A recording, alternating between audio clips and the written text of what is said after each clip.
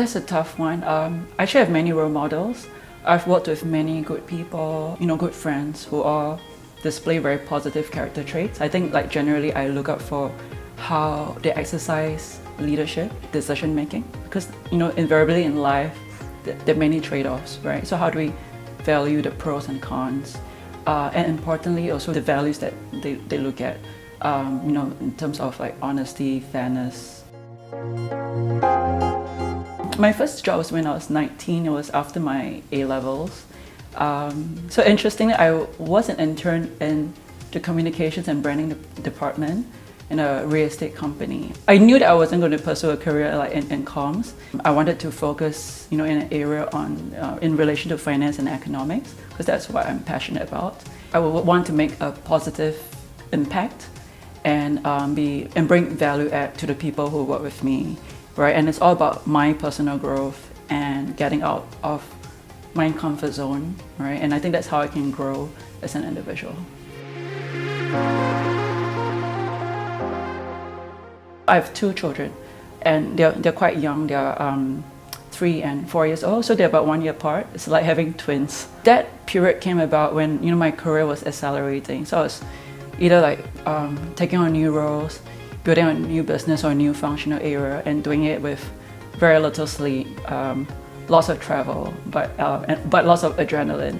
So that was tough, but it also made me realize that as women, we are very resilient and there's a lot more we can do. So it's about prioritizing the right things and juggling accordingly. But I have to say that I'm very lucky to have a supportive network. My spouse does more than his fair share of parenting. I've got my family that can help in at times when I have to travel, and a good group of friends who are working moms and who've been through a similar journey.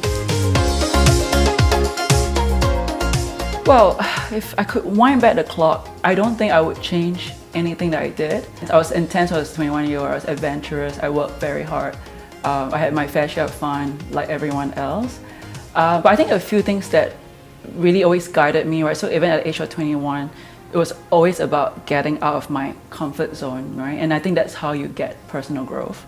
The other bit is speaking out. I would encourage my 21-year-old self to continue speaking up.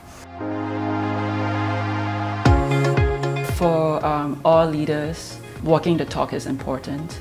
So I'm a big believer in like diversity and inclusion. You can't have diversity without inclusion, so it's all part of it. And that's in a way how I manage, how I advocate, and how I interview people. I've got quite young people on my team and many young parents. Sometimes I do get, my male members of the team, when they have to take leave to take care of their children or paternity leave, there's maybe a slight sense of like embarrassment, hesitation about it, and I always tell them, please go for it. And I say it not only because firstly they should do it because they take out their equal share, but I think for us to be more equal world, it takes 2 hands to clap, right? So when men are helping out and doing their fair share of work, then women have a fair share to accomplish what they can do and maximize the full potential. So as a society, if we're maximizing the potential of both men and women, I think we're much better on the overall, whether it's at home or whether it's in the workplace.